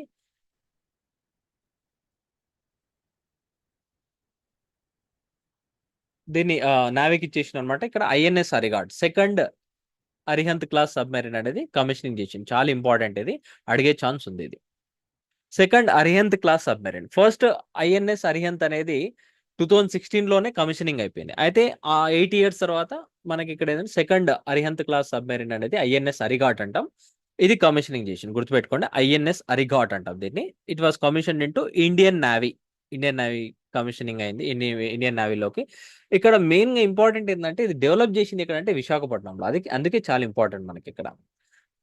డిజైన్ చేసింది అండ్ మ్యానుఫ్యాక్చర్ చేసింది. Second Arihant class submarine INS Arighat was commissioned into the Indian Navy on August 29, 2024. Date important, August 29, 2024 రోజు దాన్ని కమిషనింగ్ చేసేసిండ్రు at Visakhapatnam in the presence of Raksha Mantri. అంటే ఇక్కడ డిఫెన్స్ మినిస్టర్ ఆధ్వర్యంలో జరిగింది అనమాట, Rajnath Singh. With this addition Indian Navy now have two SSBNs ఉన్నాయన్నమాట Indian Navy. SSBN అంటే ఏంది, ship submersible ballistic nuclear submarines అనమాట. ఇక్కడ అంటే న్యూక్లియర్ వార్ హెడ్స్ కానీ, బాలిస్టిక్ మిజైల్స్ కానీ ఇవన్నీ లాంచ్ చేయొచ్చు అనమాట. ఓకేనా, దీని నుంచి దాన్ని ఎస్ఎస్బిఎన్ సబ్మెరీన్ అంటాం. ఓకేనా, గుర్తుపెట్టుకోండి ఇది. సో సెకండ్ SSBN అనమాట ఇది. INS అరియంత్ ఒకటి, INS అరిఘాట్ ఒకటి. INS అరియంత్ అనేది ఎప్పుడు కమిషనింగ్ చేసినట్టు ఇక్కడ 2016 లో ఇక్కడ. So it was constructed at the Indian navies ship building centre in Visakhapatnam. Direct అడగొచ్చు, ఇది చాలా ఇంపార్టెంట్. ఎక్కడ కన్స్ట్రక్షన్ చేసినంటే షిప్ బిల్డింగ్ సెంటర్ ఉంటుంది, షిప్ బిల్డింగ్ సెంటర్ ఉంటుంది ఇండియన్ నేవీది విశాఖపట్నంలో. అక్కడ కన్స్ట్రక్షన్ చేసిండ్రు అండ్ కమిషనింగ్ కూడా అక్కడ నుంచి జరిగింది అనమాట, విశాఖపట్నం నుంచి. It is India second indigenously build. ఇది ఇంపార్టెంట్. ఇండిజినియస్లీ అంటే ఇండియాలోనే బిల్డ్ చేసిన అనమాట ఇది. అది అందుకే ఇంపార్టెంట్ ఇక్కడ. Indigenously build nuclear powered ballistic missile submarine. ఇక్కడ బాలిస్టిక్ మిజైల్ అని ఉంటుంది, క్రూజ్ మిజైల్ ఉంటుంది. అవన్నీ ఏంటంటే డిఫెన్స్ లో డిస్కస్ చేస్తాం అనమాట. Ballistic missile submarine following India's first nuclear submarine INS Arihant. ఇది ఎప్పుడు కమిషనింగ్ చేసిన 2016. It represents A critical component of India's nuclear triad. Triad అంటే ఏంది? ఇక్కడ 3 ways లో మనం మిజైల్ ని లాంచ్ చేయొచ్చు ఇక్కడ. ఏదంటే ల్యాండ్ నుంచి, ఎయిర్ నుంచి, సీ నుంచి. ఓకేనా, న్యూక్లియర్ ట్రయాడ్ అంటే న్యూక్లియర్ వార్ హెడ్ అనేది ఏదైతే ఉందో, న్యూక్లియర్ మిజైల్స్ అనేవి మనం ఎయిర్ నుంచి లాంచ్ చేయొచ్చు, ల్యాండ్ నుంచి లాంచ్ చేయొచ్చు, షిప్ నుంచి కూడా లాంచ్ చేయొచ్చు, అంటే సీ నుంచి కూడా లాంచ్ చేయొచ్చు అనమాట. సీ అంటే ఇక్కడ సబ్మెరైన్స్ యూజ్ చేస్తున్నాం. ల్యాండ్ అనేది లాంచ్ చేయొచ్చు, ఆర్మీలో ట్యాంక్స్ ఇలాంటివి యూజ్ చేస్తాం కదా. నెక్స్ట్ ఎయిర్ నుంచి కూడా ఎయిర్ క్రాఫ్ట్ నుంచి. అందుకే న్యూక్లియర్ ట్రయాడ్ అంటున్నాం. కంప్లీట్ అయినట్టు ఇక్కడ. So India's nuclear powered submarine చూస్తే Arihant class submarines are being developed and built indigenously under the advanced technology vessel project. ఇక్కడ ATV ప్రాజెక్ట్ కింద డెవలప్ చేస్తున్నాం అనమాట. డెవలప్డ్ అండ్ బిల్ట్ ఇండిజినియస్లీ అనమాట ఇది. INS Arihant India's first indigenous nuclear submarine under ATV project was commissioned in 2016 లో commissioning అయింది. Year important. INS Arihant అన్నాం. INS Arihant carried out a successful launch of A submarine launched ballistic missile. SLBM అనేది successful గా launch చేసింది అనమాట 2022లో. Test చేసిన దాన్ని. It can carry up to 4 nuclear capable K4 SLBMs ని ఇది క్యారీ చేస్తుంది అనమాట. సబ్మెరైన్ లాంచ్డ్ బాలిస్టిక్ మిజైల్స్ ని క్యారీ చేస్తుంది. రేంజ్ వచ్చేసి 3500 కిలోమీటర్స్ వరకు ఉంటుంది. ఆర్ 12 K15 SLBMs ని క్యారీ చేస్తుంది అనమాట. K15 అంటే వేరియంట్స్ ఇవి. రేంజ్ ఆఫ్ అరౌండ్ 750 కిలోమీటర్స్ వరకు. In 2019, India signed a $3 billion deal with Russia to lease an Akula class nuclear powered attack submarine for 10 years. ఇది ఇంపార్టెంట్. అకులా క్లాస్ సబ్మెరీన్ అనేది Russia నుంచి తీసుకుందనమాట lease లో. $3 billion sign చేసింది రష్యాతో. గుర్తుపెట్టుకోండి, Akula class submarine nuclear powered submarine అనేది ఏ కంట్రీతో India ఒప్పందం కుదుర్చుకుందంటే రష్యా తోటి 2019లో. ఫీచర్స్ వచ్చేసి ఈ దానికి the commissioning of INS Arighaat will enhance the Navy's nuclear strike capability. The nuclear capable Agni 2, Agni 4, Agni 5 missiles can be launched from land fighter aircraft of the Indian Air Force such as Rafales, Sukhoi M30 MKS and Mirage 2000s can deliver nuclear warheads అనమాట. అంటే ఇక్కడ Indian నేవీలో ఇక్కడ nuclear submarine వచ్చేసింది INS Arighaat. And మనకేంటంటే air నుంచి ఇక్కడ land based Agni 2, Agni 4, Agni 5 missiles ఉన్నాయి. అండ్ ఇండియన్ ఎయిర్ ఫోర్స్ కి సంబంధించి రఫాల్ ఇవి ఉన్నాయన్నమాట. అంటే న్యూక్లియర్ ట్రైడ్ కంప్లీట్ అయినట్టు. అండ్ ఇది వచ్చేసి INS అరిఘాట్ వచ్చేసి 1,111 meters లాంగ్ ఉంటుంది అండ్ 6,000 tons అనమాట వెయిట్ వచ్చేసి. Nuclear propelled Arighaat will be armed with indigenously built K15 missiles. K15 missiles ఏవైతున్నాయో ఇండిజినియస్లీ బిల్ట్ అనమాట. వాటిని యూజ్ చేసుకొని ఫైట్ చేస్తాను అనమాట ఎనిమిది. ఇక్కడ రేంజ్ వచ్చేసి మోర్ దాన్ 700 అంటాం, కానీ 750 అబౌవ్ అనమాట దీని యొక్క రేంజ్ వచ్చేసి. Like Arihant, Arighaat is powered by 83 megawatt pressurized light water nuclear reactors. అందుకే న్యూక్లియర్ పవర్డ్ అంటున్నాం. గుర్తుపెట్టుకోండి, న్యూక్లియర్ పవర్డ్ అని ఇందాక నుంచి డిస్కస్ చేస్తున్నాం. ఎందుకంటే 83 megawatt pressurised light water nuclear reactors ఏవైతున్నాయో వాటిని యూజ్ చేసుకొని పవర్ అనేది డిరైవ్ చేసుకుంటాయి అనమాట ఇవి. అందుకే న్యూక్లియర్ పవర్డ్ అంటున్నాం ఇక్కడ. ఓకేనా. So different types of nuclear reactors ఉంటాయి. అవి క్లాసెస్ లో డిస్కస్ చేస్తాం అనమాట. ఆల్రెడీ మన క్లాసెస్ లో డిస్కస్ చేసాం వాటి గురించి.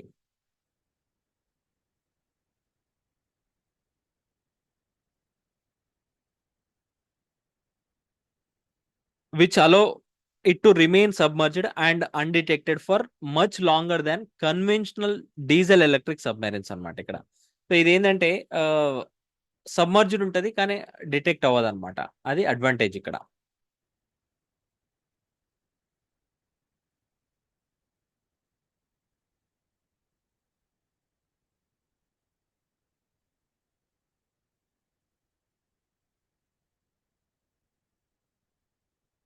ఓకే, ఇక్కడ అరిగాట్ అంటే ఏం లేదు. ఇక్కడ అరిగాట్ అంటే సాంస్క్రిట్ వర్డ్ అనమాట. డెస్ట్రాయర్ ఆఫ్ ఎనిమీస్ అని వస్తుంది ఇక్కడ. డెస్ట్రాయర్ ఆఫ్ ఎనిమీస్ అని, అందుకే ఆ నేమ్ అనేది ఇచ్చింది దీనికి.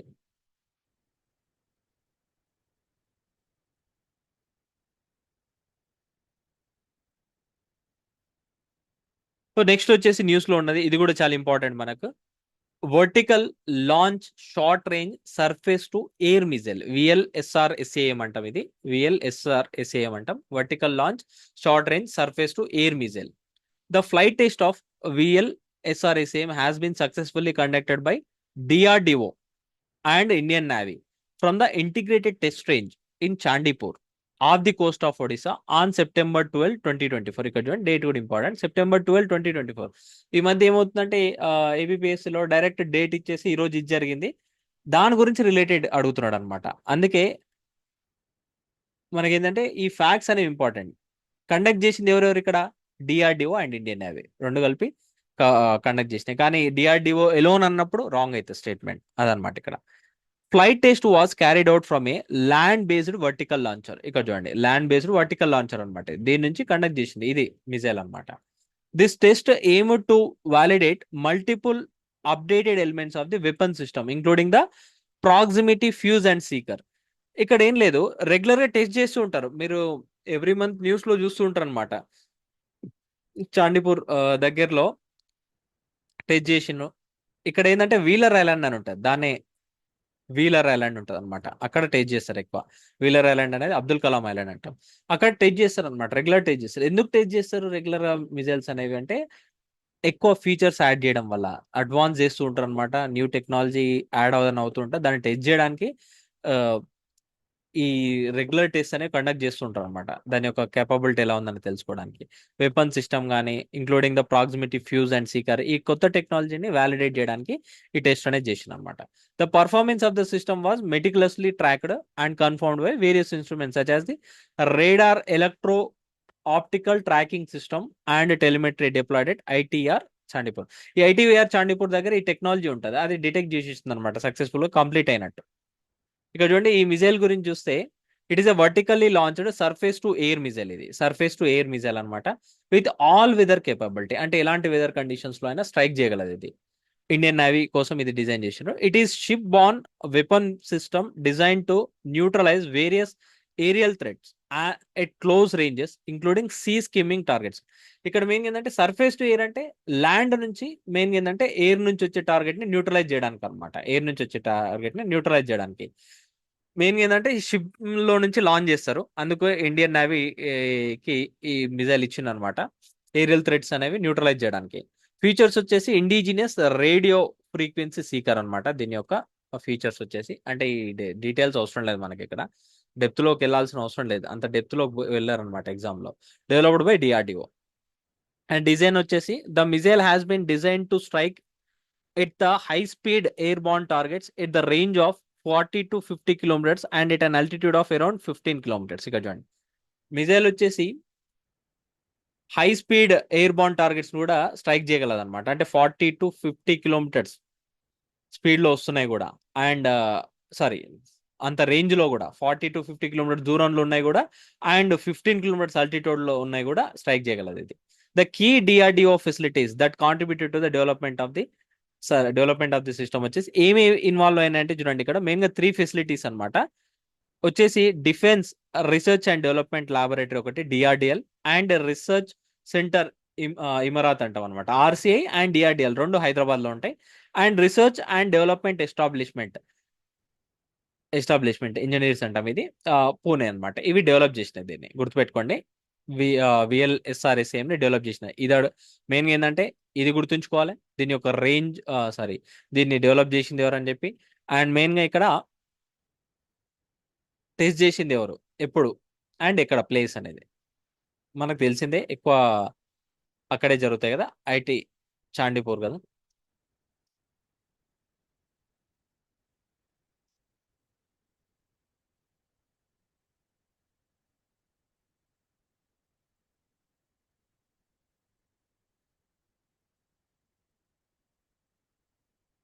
Next teal carbon. ఈ టీల్ కార్బన్ అనేది కూడా న్యూస్ లో ఉంది, ఎందుకంటే దాని రిలేటెడ్ స్టడీ ఒకటి జరిగింది అనమాట సెప్టెంబర్ లో. India's first teal carbon study undertaken at Keoladeo national park. చాలా ఇంపార్టెంట్ ఇది. కియోలాడియో నేషనల్ పార్క్ అనేది చాలా ఇంపార్టెంట్ మనకు. చాలా న్యూస్ లో ఉంది ఇది. కియోలాడియో నేషనల్ పార్క్ అనేది రాజస్థాన్ ఉంటుంది ఇది. So first teal carbon study అనేది జరిగింది అనమాట. ఓకేనా. ఫస్ట్ టీల్ కార్బన్ స్టడీ ఇండియాలో ఎక్కడ జరిగిందంటే కియోలాడియో నేషనల్ పార్క్ లో జరిగింది. ఇక్కడ చూడండి, టీల్ కార్బన్ అంటే ఫస్ట్ ఇది చూడండి. Teal carbon refers to carbon stored in non tidal fresh water wetlands encompassing carbon sequestered in vegetation, microbial biomass, and dissolved and particulate organic matter. ఇక్కడ టీల్ కార్బన్ అంటే ఏంటంటే కార్బన్ ఏదైతే store అయిందో non tidal fresh water wetlands లో, non టైడల్ ఉండాలి fresh water wetlands లో. ఒక fresh water wetlands ఉంటాయి కదా, అవి వాటిలో non tidal fresh water wetlands అనమాట. అండ్ ఇంకొకటి కార్బన్ సీక్వెస్టెడ్ ఇన్ వెజిటేషన్, అంటే వెజిటేషన్ ఏదైతే కార్బన్ స్టోర్ అయిందో అది. అండ్ మైక్రోబియల్ బయోమాస్ ఏదైతుందో, మైక్రోబియల్ బయోమాస్ అంటే మైక్రోబ్స్ వాటి యొక్క బయోమాస్ లో ఒకటి ఉంటుంది కదా, కార్బోహైడ్రేట్స్, అది కార్బనే కదా. Next dissolved and particulate organic matter. Dissolved organic matter కానీ పార్టికులేట్ ఆర్గానిక్ మ్యాటర్ కానీ వీటిలో ఉండే స్టోర్ అయిన కార్బన్ అనమాట. అంటే వీటన్నిటిలో non tidal fresh water wetlands లో ఎన్కంపాసింగ్, అంటే దీంట్లో ఏమేమి ఉంటాయి, non tidal fresh water wetlands లో ఉండే కార్బన్ మొత్తం టీల్ కార్బన్ అంటాం. Especially non tidal fresh water wetlands లో ఏ దాంట్లో ఉంటుంది, కార్బన్ సీక్వెస్టెడ్ ఇన్ వెజిటేషన్, అంటే ఈ ఫ్రెష్ వాటర్ వెట్లాండ్స్ లో గ్రో అయ్యే వెజిటేషన్ లో స్టోర్ అయింది కానీ, ఆర్ మైక్రోబియల్ బయోమాస్ లో కానీ, ఇక్కడ ఉండే మైక్రోబియల్ బయోమాస్ లో కానీ, ఈ non tidal fresh water wetlands లో ఉండే మైక్రోబియల్ బయోమాస్ కానీ, and dissolved and particulate organic matter ఇవి ఫ్రెష్ వాటర్ వెట్లాండ్స్ లో వాటన్నిటిలో స్టోర్ అయిన కార్బన్ టీల్ కార్బన్ అంట. Teal carbon being a colour based terminology, అంటే it refers to in sorry teal carbon అనేది ఇది కలర్ బేస్డ్ టర్మినాలజీ అనమాట. Reflects the classification of the organic carbon based on its functions and location rather than its physical properties. ఇక్కడ teal carbon అంటే ఏంటంటే ఇది colour based terminology అనమాట. Main ఏంటంటే organic carbon ఏదైతే ఉందో బేస్డ్ ఆన్ ది ఫంక్షన్స్ అనమాట, లొకేషన్ అండ్ ఫంక్షన్స్ ని బట్టి, దాని కానీ ఫిజికల్ ప్రాపర్టీస్ ని బట్టి కాదనమాట. టీల్ కార్బన్ అనేది అలా క్లాసిఫై చేయరు. మెయిన్ ఏంటంటే దాని యొక్క ఫంక్షన్స్ అండ్ లొకేషన్ ని బట్టి టీల్ కార్బన్ అంటాం. ఇక్కడ ఇక్కడ పైన డిస్కస్ చేసిన ఎక్కడైతే స్టోర్ అయింది ఈ లొకేషన్స్ లో. In contrast black and brown carbon are produced by incomplete combustion of organic matter and contribute to global warming. ఈ టీల్ కార్బన్ అనేది ఏంది, ఇక్కడ స్టోర్ అయింది. కానీ ఇక్కడ బ్లాక్ అండ్ బ్రౌన్ కార్బన్ ఏంటంటే, బ్రౌన్ కార్బన్ అంటే ఇన్కంప్లీట్ కంబషన్ వల్ల, ఆర్ బ్లాక్ కార్బన్ అంటే కంబషన్ వల్ల, కోల్ పవర్ ప్లాంట్స్ లో కానీ వెహికల్స్ నుంచి వస్తుంది అనమాట. అయితే ఈ కంబషన్ వల్ల వచ్చే ఆర్గానిక్ మ్యాటర్ నుంచి వచ్చే కార్బన్ ఏదైతుందో అది గ్లోబల్ వార్మింగ్ కి దారితీస్తుంది. కానీ టీల్ కార్బన్ అలా కాదనమాట. సిగ్నిఫికెన్స్ ఏంటంటే it contributes to and increase in the ground water level. దీనివల్ల ఏమైతే గ్రౌండ్ వాటర్ లెవెల్ పెరుగుతుంది, ఫ్లడ్ మిటిగేషన్ జరుగుతుంది, అండ్ హీట్ ఐలాండ్ రిడక్షన్ జరుగుతుంది అనమాట. Supporting A sustainable urban adaptation. And further ఏంటంటే సస్టైనబుల్ అర్బన్ అడాప్టేషన్ కూడా సపోర్ట్ చేస్తుంది ఇక్కడ సస్టైనబుల్ లెవెల్లో. ఇక్కడ చూడండి, ఫస్ట్ టీల్ కార్బన్ స్టడీ వచ్చేసి కియోలాడియో నేషనల్ పార్క్ లో జరిగింది. The study depicted the potential of teal carbon as a tool to mitigate climate change if the anthropogenic pollution in the wetlands can be controlled. అంటే ఇక్కడ ఈ teal carbon ని study చేయడం వల్ల మనకి ఏం తెలిసిందంటే ఇక్కడ క్లైమేట్ చేంజ్ ని ఎట్లా మిటిగేట్ చేయొచ్చు అంటే, ఇప్పుడు ఈ వెట్లాండ్స్ లో స్టోర్ అయిన కార్బన్ డైఆక్సైడ్ వల్ల ఎలా క్లైమేట్ చేంజ్ మిటిగేట్ అవుతుందని తెలుసుకుంటే మనం ఇంకా ఎన్హాన్స్ చేయొచ్చు కదా వెట్లాండ్స్ లో కార్బన్ డైఆక్సైడ్ అనేది స్టోర్ చేయడానికి. అందుకోసం అనమాట ఇది. Anthropogenic pollution in the wetlands can be controlled. అట్లా అంటే ఈ ఆంథ్రోపోజెనిక్ పొల్యూషన్ అనేది కంట్రోల్ చేసే వెట్లాండ్స్ లో అవి మోర్ కార్బన్ డైఆక్సైడ్ ని స్టోర్ చేసుకోగలవు. అలా కార్బన్ డైఆక్సైడ్ కంటెంట్ ని తగ్గించగలవు అనమాట. Study also reveals elevated methane emissions can be reduced by use of a specialised type of biochar which is a form of charcoal. ఈ biochar అంటే ఏంటంటే main గా పైరోలైసిస్ లో పార్ట్ గా ఫామ్ అవుతాయి అనమాట బయోచార్ అనేది. ఈ బయోచార్ అనేది బ్లాక్ కలర్ లో ఉండే సబ్స్టాన్స్, సేమ్ వుడ్ లాగా ఉంటుంది అనమాట ఈ బయోచార్ అనేది. ఈ చార్కోల్ అనమాట, ఇది కూడా స్పెషలైజ్డ్ చార్కోల్. దాని యొక్క అప్లికేషన్ చాలా ఉంటాయి ఇవి బయోచార్ది కూడా. దాని గురించి డీటెయిల్ ఇప్పుడు అవసరం లేదు, ఎందుకంటే ఇది మళ్ళీ ఎన్విరాన్మెంట్ క్లాస్ కాదు, కరెంట్ అఫైర్స్ రిలేటెడ్ కాబట్టి వాటి గురించి డిస్కస్ చేద్దాం. ఇక్కడ కొలాబరేషన్ అండ్ రీసెర్చ్ చూసేస్తే the study was conducted by the Central University of Rajasthan in collaboration with international researchers from the US Environmental Protection Agency and Kenyon College అన్నమాట. ఇక్కడ study అనేది Central University of Rajasthan in collaboration with international researchers ఎవరైతే ఉన్నారో US Environmental Protection Agency and Kenyon College ఏదైతుందో వాళ్ళంతా collaborate అయ్యి conduct చేసిన అనమాట ఈ study. Research at KNP focused on assessing the status and role of teal carbon in combating climate change. మెయిన్గా ఏంది, ఈ టీల్ కార్బన్ యొక్క రోల్ ఏంది క్లైమేట్ చేంజ్ ని కంబాట్ చేయడానికి, దానికోసం అనమాట రీసెర్చ్ అనేది కండక్ట్ చేసింది. క్లైమేట్ చేంజ్ లో రోల్ చూస్తే teal carbon ecosystems can play a crucial role in mitigating climate change by sequestering carbon, rising ground water levels, reducing urban heat islands, controlling green house gases and mitigating flood. చూడండి ఇక్కడ teal carbon ecosystems ఏం చేస్తాయంటే first carbon సీక్వెస్టర్ చేస్తాయి. Sequestering అంటే sequestering అంటే observe చేయడం అనమాట carbon ని. అలా క్లైమేట్ చేంజ్ ని మిటిగేట్ చేస్తే అండ్ గ్రౌండ్ వాటర్ లెవెల్ ని పెంచుతాయి. చూడండి ఇక్కడ ఎంత అడ్వాంటేజెస్ ఉన్నాయి. ఇక్కడ అర్బన్ హీట్ ఐలాండ్స్ ని తగ్గిస్తాయి. అర్బన్ హీట్ ఐలాండ్స్ అంటే ఇప్పుడు more number of residential buildings అనేవి ఎక్కువ అవుతున్నాయి కదా, సో దానివల్ల అర్బన్ హీట్ ఐలాండ్ అనేది ఫామ్ అవుతుంది. వాటిని తగ్గించవచ్చు అండ్ గ్రీన్ హౌస్ గ్యాసెస్ ని కంట్రోల్ చేయొచ్చు అండ్ ఫ్లడ్స్ ని మిటిగేట్ చేయొచ్చు అనమాట. అంత అడ్వాంటేజ్ ఉంది. అండ్ ప్రైమరీ రిజర్వాయర్స్ వచ్చేసి ఈ టీల్ కార్బన్ వి. The primary reservoirs of teal carbon include peat lands అంటాం. పీట్ ల్యాండ్ సైబేరియా ఇక్కడ ఉంటాయి కదా, ఆ పీట్ ల్యాండ్స్ లో కానీ ఫ్రెష్ వాటర్ స్వాంప్స్ కానీ స్వాంప్స్ కానీ న్యాచురల్ ఫ్రెష్ వాటర్ మార్షెస్ కానీ వీటన్నిటిలో ఈ టీల్ కార్బన్ అనేది ఉంటుంది అనమాట. పీట్ ల్యాండ్స్ లో, ఫ్రెష్ వాటర్ స్వాంప్స్ లో, న్యాచురల్ ఫ్రెష్ వాటర్ మార్షెస్ లో. These ecosystems are major contributors to the global carbon sequestration total. అంటే ఇక్కడ ఈ పీట్ ల్యాండ్స్ అనేవి ఎక్కువ కార్బన్ ని స్టోర్ చేసుకుంటాయి అనమాట. అందుకే ఇవి గ్లోబల్ కార్బన్ సీక్వెస్టర్స్ అంటాం అనమాట. అంటే ఇవన్నీ సింక్ లాగా ఉంటాయి, కార్బన్ సింక్స్ అనమాట ఇవి. కార్బన్ సింక్ అనేది ఒకటి ఉంటే సోర్స్ అనేది ఉంటుంది. సోర్స్ అంటే ఏదైతే ఎమిట్ చేస్తాయో carbon dioxide emissions, carbon monoxide emissions, వాటన్నింటినీ సోర్స్ అంటాం, మీథేన్ ఇలాంటివన్నీ. సింక్ అంటే అబ్జర్వ్ చేసే అనమాట. ఇక్కడ ఇవన్నీ కార్బన్ సీక్వెస్ట్రేషన్ చేసేవన్నీ కార్బన్ సింక్స్ అనమాట. The global storage of teal carbon across ecosystems is estimated at approximately 500.21 petagrams of carbon అన్నమాట. చూడండి ఇక్కడ global storage of teal carbon across అన్ని ఈకోసిస్టమ్ చూస్తే అప్రాక్సిమేట్లీ 500.21 పెటాగ్రామ్స్ ఉంది. చూడండి ఇక్కడ. And different types of carbon చూస్తే, టైప్స్ ఆఫ్ కార్బన్ చాలా ఇంపార్టెంట్ ఎగ్జామినేషన్ పాయింట్ ఆఫ్ వ్యూలో మనకు చాలా ఇంపార్టెంట్ అనమాట ఇది. టైప్స్ ఆఫ్ కార్బన్ అనేది ఫస్ట్ పర్పుల్ కార్బన్ అంటాం. Carbon captured through the air or industrial emissions. అంటే carbon captured through the air కానీ ఆర్ ఇండస్ట్రియల్ ఎమిషన్స్ నుంచి క్యాప్చర్ చేసే కార్బన్ అవుతుందో పర్పుల్ కార్బన్ అంటాం. Next blue carbon. సో ఇది పర్పుల్ కార్బన్ అన్నమాట. Blue carbon, carbon stored in ocean plants and sediments. అంటే ఇక్కడ ఓషన్ వాటర్ లో స్టోర్ అయిన కార్బన్ కానీ, ఓషన్ ప్లాంట్స్ లో కానీ, ఓషన్ సెడిమెంట్స్ లో స్టోర్ అయిన కార్బన్ బ్లూ కార్బన్ అంటాం అనమాట. నెక్స్ట్ టీల్ కార్బన్ అంటాం. టీల్ కార్బన్ అంటే ఇది. టీల్ కార్బన్ అంటే carbon stored in fresh water and wetland environments. Wetland environment లో, ఫ్రెష్ వాటర్ ఎన్విరాన్మెంట్స్ లో స్టోర్ అయిన కార్బన్ టీల్ కార్బన్ అంటాం. గ్రీన్ కార్బన్ అంటే carbon stored in terrestrial plants. అంటే గ్రీన్ ప్లాంట్స్ లో స్టోర్ అయిన దాన్ని గ్రీన్ కార్బన్ అంటాం. నెక్స్ట్ బ్లాక్ కార్బన్ అంటాం. బ్లాక్ కార్బన్ అంటే ఇక్కడ ఏంది,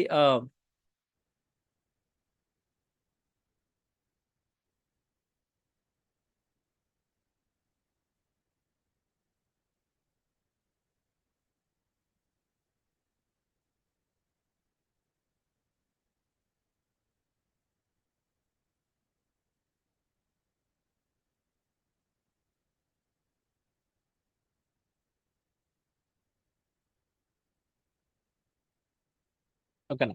so carbon released through the burning of fossil fuels ఏదైతుందో దాన్ని మనం బ్లాక్ కార్బన్ అంటాం. గ్రే కార్బన్ అంటే carbon released through industrial emissions. Next brown carbon అంటే carbon released by incomplete combustion of organic matter, brown carbon అంటాం.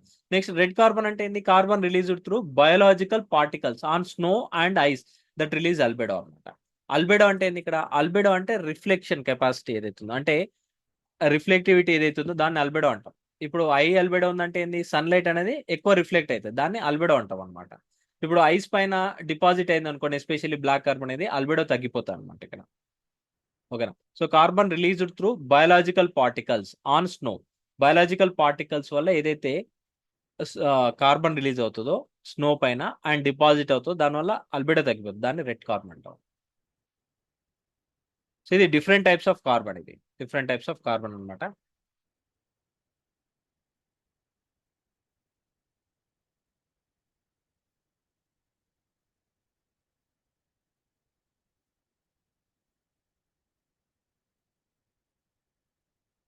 Next Keoladeo national park గురించి చూస్తే it is a wetland and bird sanctuary. ఇది bird sanctuary, wetland కూడా, and UNESCO world heritage site కూడా గుర్తుపెట్టుకొని చాలా important. ఇది UNESCO world heritage site, wetland కూడా ఇది.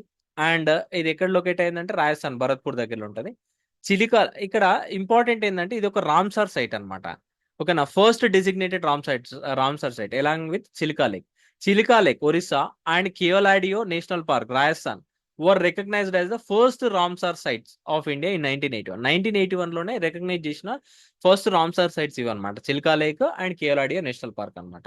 Currently Keoladeo national park and Loktak lake Manipur are in the Montreux record. మోంట్రిక్స్ రికార్డ్ లో ప్లేస్ చేసిన అనమాట. మోంట్రిక్స్ రికార్డ్ అంటే ఏదైతే ఎకలాజికల్ క్యారెక్టర్ కానీ అండ్ దాంట్లో ఏదైనా చేంజెస్ అవుతున్నాయో ఒక వెట్లాండ్ లో, దాన్ని మోంట్రిక్స్ రికార్డ్ లో ప్లేస్ చేస్తారనమాట. ఇంతకుముందు ఈవెన్ చిలికా లేక్ కూడా ఉండే దాంట్లో. చిలికా లేక్ అనేది మెజర్స్ తీసుకోవడం వల్ల చిలికా డెవలప్మెంట్ అథారిటీ అనేది అది మోంట్రిక్స్ రికార్డ్ నుంచి తొలగించింది అనమాట, ఇంప్రూవ్ అవ్వడం వల్ల. It is known for its rich avian diversity. Keoladeo national park అనేది రిచ్ ఏవియన్ డైవర్సిటీని ఎగ్జిబిట్ చేస్తుంది and abundance of water birds and is home to over 365 species of birds. 365 species of birds అనే కనిపిస్తాయి ఇక్కడ, including several rare and threatened species such as the Siberian crane. Siberian crane లాంటి species కూడా కనబడతాయి అనమాట. Fauna వచ్చేసి అంటే animals చూస్తే ఇక్కడ animals such as jackals, sambar, nilgai, wild cats, hyenas, wild boar, porcupine and mongoose can be found in the region అనమాట. And flora వచ్చేసి the principal vegetation types are tropical dry deciduous forest dominated by an acacia nilotica intermixed with dry grass lands అనమాట. ఇలాంటి డెసిడ్రియస్ forest కనిపిస్తుంది, ఈ plant species కనబడతాయి అనమాట. River వచ్చేసి Gambhir and Ban Ganga are two rivers that flow through the national park. ఈ national park నుంచి ఈ రివర్స్ అనేవి ఫ్లో అవుతాయి. ఇది ఈ నేషనల్ పార్క్ గురించి కూడా. అయితే ది రిలేటెడ్ క్వశ్చన్ ఒకటి వచ్చింది అనమాట 2021 లో సివిల్ సర్వీసెస్ లో, కార్బన్ రిలేటెడ్. ఇది చూడండి, వాట్ ఈస్ బ్లూ కార్బన్ అని అడిగింది చూడండి 2021 లో. Carbon captured by oceans and coastal ecosystems, carbon sequestered in forest biomass and agricultural soils, carbon contained in petroleum and natural gas, carbon present in atmosphere. ఇది question అనమాట 2021 recent గా అడిగిన question ఇది, 3 years back. Blue carbon అంటే ఏందని అడిగి చూడండి. ఇలాంటి డైరెక్ట్ డెఫినేషన్ బేస్డ్ కూడా అడుగుతారు అనమాట, కాన్సెప్ట్ బేస్డ్. ఇది డైరెక్ట్ ఇదే క్వశ్చన్ అడగొచ్చు మనకి ఎగ్జామ్ హాల్లో. ఒకసారి వీడియో అనేది పాజ్ చేసి ఆన్సర్ చేయడానికి ట్రై చేయండి. ఇక్కడ ఆన్సర్ చూసేసి carbon captured by oceans and coastal ecosystems ఇది ఆన్సర్, ఈజ్ ఆన్సర్ అనమాట.